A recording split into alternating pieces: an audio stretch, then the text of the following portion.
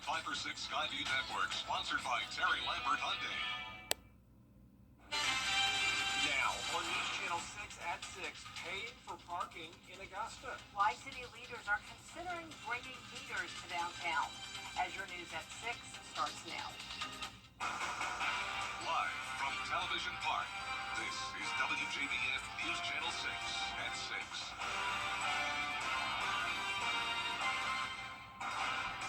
Good evening, everyone. I'm Jenny Montgomery. I'm Brad Means. Thanks for joining us. Coverage you can count on begins with the family. It is time now for a first check of the weather. And for that, we want to check in with our chief meteorologist, Jenna Petracci. Jenna? Well, it is another mostly dry day, but you may have run into a few isolated showers if you were out and about earlier. And even now in our southern counties, we're seeing just a little bit of rain. Notice up near Athens and Commerce, we have some thunderstorms actually. But here in the CSRA, no thunder or lightning. It's just this brief little tiny shower here near Sardis and Girard. Moving into Screven County near Hiltonia, and then also over Newington, there's some rain coming down right now. So our Terry Lambert Hyundai Skyview Cam showing mostly cloudy skies here in Waynesboro. In Augusta, it is mostly sunny though, with temperatures in the mid to upper 80s, 88 in Allendale, Bardwell, 80 in Sylvania, so definitely cooler down there where there's more cloud cover and a few of those showers. 86 in Gibson, 87 in Waynesboro, and notice the dew points have climbed into the 60s. A lot more moisture around with winds coming out of the west for the most part, just a nice light breeze. For the rest of your Wednesday evening, we will become mostly clear across the area, keeping it dry and dropping to 72 by 10 p.m. Now looking ahead, rain chances around 10 to 20% into the weekend as temperatures climb to 90 degrees. I'll have more details on your forecast coming up, but back to you. All right, Jenna, thanks. An arrest has been made in a 20-year-old murder case in Augusta. 56-year-old Juan Chun has been charged with the murder of Katrina Evans back in August of 2005. Barnes was found stabbed to death at an apartment on Amsterdam Drive. Her 1-year-old child was found alive inside the apartment. Chun already serving a life sentence for murder in North Carolina. A Columbia County math teacher is off the job for allegedly threatening a student. Jerry Mighton is charged with terroristic threats and acts. In a letter sent to parents, the principal of Lakeside High School says Mighton allegedly made the threats during class. He is no longer employed with the Columbia County School District. The GBI investigating the death of an inmate at the Webster Detention Center. Here's what we know. The 27th sheriff says the detention staff did everything they could to try to help this inmate until medical personnel got there. With the new construction on Broad Street, Augusta leaders are looking at bringing back an old proposal. Paying to park or time limits could be back on the table. George Escala has the story. Augusta leaders don't want cars downtown just taking up space. Because you'll have people that are utilizing the parking space for 8 to 12 hours a day, and it doesn't give the opportunity for anybody else to come in and park in the same spot. Even with engineers' efforts to offset the loss, the Broad Street project will cost about 150 parking spaces. So merchants and city leaders say when the work is done, an enforceable parking management plan is needed. The details of that are tricky. What we have to do is get a group together and get a plan for parking on Broad Street. Again, every prosperous downtown has some sort of parking management plan. We don't have that in Augusta, and that's a problem. But some downtown would have a problem with tickets or meters. I do not think that there should be any paid parking or any meters down here. I think that I like the freedom of where to park and not having to worry about the meters. On our end, there's no alternative parking, so would my employees have to pay to come to work? Or park and walk a mile to get to work? 6 years ago, the city tried to put in a parking plan downtown, but it was shut down. As a city, we're big enough to do it. We got to have the leadership to get it done. We got to commit. Broad Street is heading for a whole new look, and many want a new parking management plan to follow. In Augusta, George Escala, WJBF, News Channel 6. Well, you may have noticed artificial intelligence is quickly becoming part of daily life. So today, Augusta University hosted a panel on AI in higher education. Kim Vickers is here now with that story. Kim? Well, Brad, students are so much more tech savvy today than they ever were before, and now educational institutions are figuring out how to embrace that technology as a tool without sacrificing the basics of education.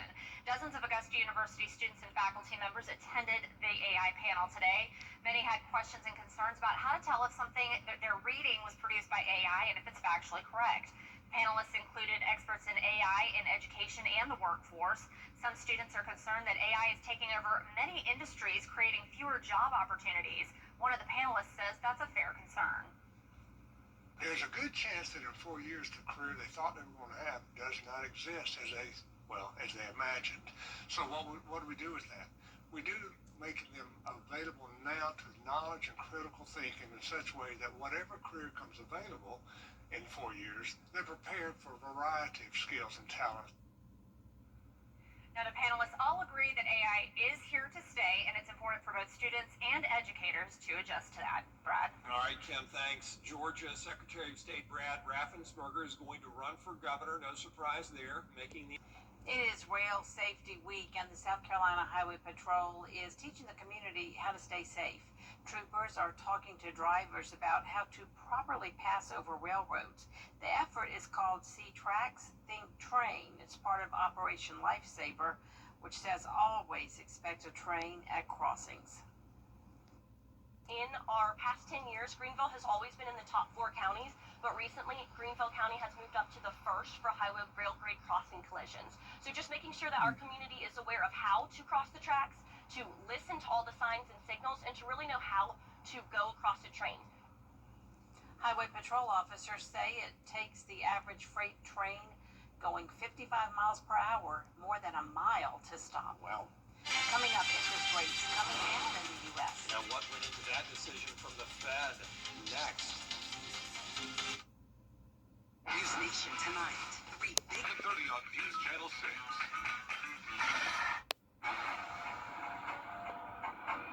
Are you feeling the pains of a bad 18-wheeler wreck? I've got this.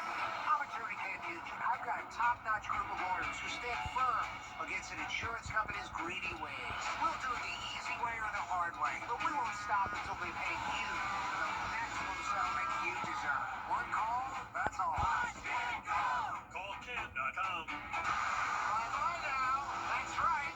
Run to mommy. I'm Gunner Stocks. And Jenna Reed joins us now. Well, temperatures are warming up a little bit. We'll eventually hit 90 degrees. Lows will go into the mid-60s, and we have some isolated rain chances. I'll have your full Viper 6 forecast right after the break. For over 30 years. GMC or online at GeraldJonesGMC.com. Worried about spending thousands on a new roof? Now you don't have to. With Renew at 17 from Roof Savers, you can add 17 years to your roof with just one treatment and save big. Call today to see if your roof qualifies. Roof Savers. Save your roof, save your money. I was on my way to take my son to school, and this guy rear-ended us. I will never be able to get that day back, but getting the maximum compensation makes it all easier. If you've been in an accident, please call Mike Hostler Law Firm. The live Viper 6 Skyview Network, sponsored by Terry Lambert Hyundai. The live Viper 6 mobile app. Download it today. Now, your most accurate forecast with WJBF Live Viper 6. Welcome back. Here's a look at our Terry Lambert Hyundai Skyview cam. A lovely view over the river. Just a few clouds in the distance, but we did have some sunshine today and definitely warmer temperatures. We're back to near average in the mid to upper 80s. We're 86 now in Augusta, but made it to 88 earlier. It's feeling like 88 thanks to higher dew points in the mid 60s. So more moisture is moving in, and that's why we had some isolated showers today. Temperatures about the same across the CSRA, but it is cooler in Sylvania with mostly cloudy skies, sitting at 80 degrees.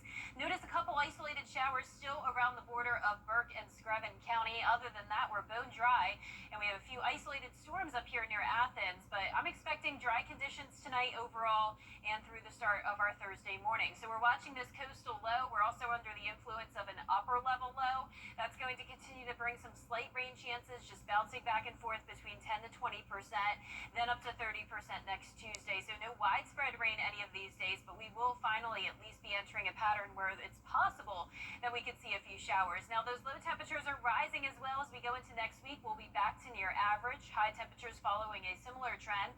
And as for tomorrow, still chilly in the morning, 62, but getting into those upper 80s again in the afternoon. Some places could even hit 90. So dry tonight through tomorrow morning. You can see our futurecast looking good. But then once we get into the late morning and afternoon hours, we'll have a slightly higher chance of rain than what we did today. So I have bumped it up to 20% at least, but you can still see nothing widespread. Now it's possible we could have some brief heavy rain, some thunder and lightning, but nothing strong or severe.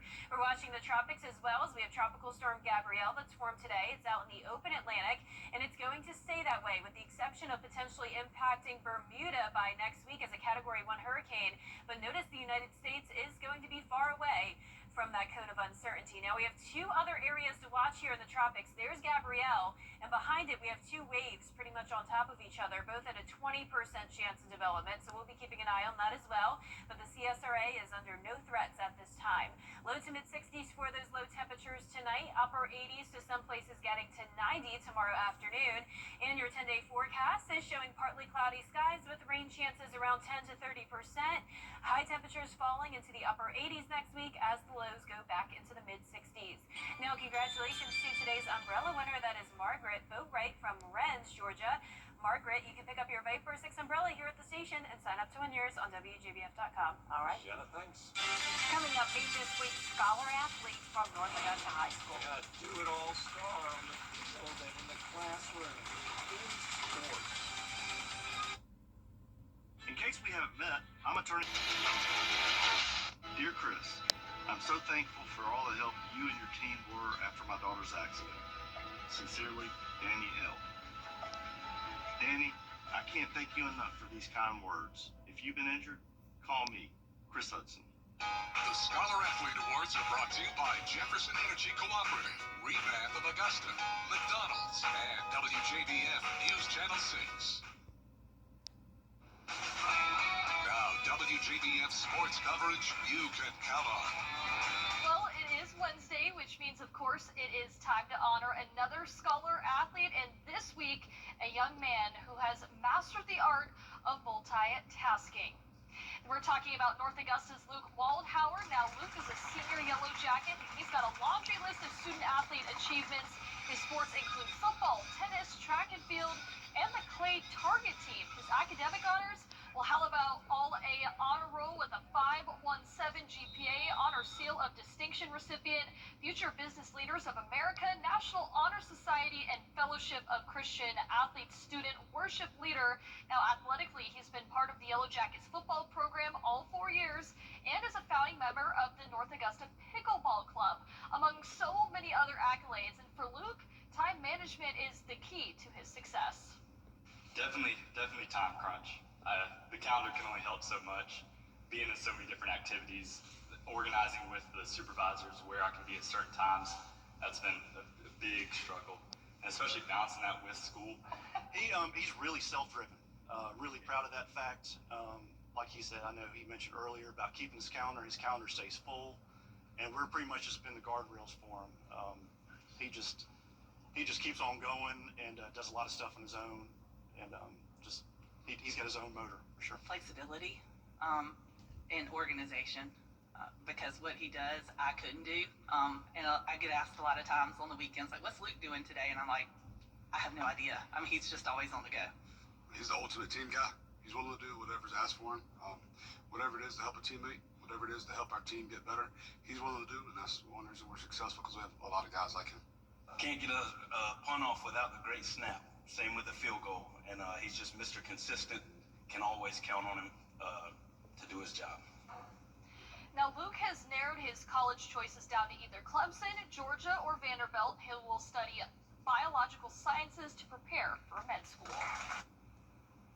Now, we've also got a brand new Football Friday Night Player of the Week poll. This week we have 6 nominees from all around the CSRA: Westside, Thompson, Saluda, Evanburg Academy, South Aiken, and Briarwood Academy. Now, you can vote once per day. The poll closes at 11 p.m. Friday night, and we will announce the winner on week 6 of Football Friday Night. Well, speaking of, one matchup to be on the lookout for: the Grovetown Warriors taking on the Grayson Rams, who comes in ranked as the fourth best team in the nation. Grovetown heading to the gauntlet of Region 4 6A play. They're off to a 3-1 start to the season under first-year head coach Dedrick Mayo, and you will hear more from him tonight and the team's early success tonight at 11. All right, Gianna, thanks. We'll be right back.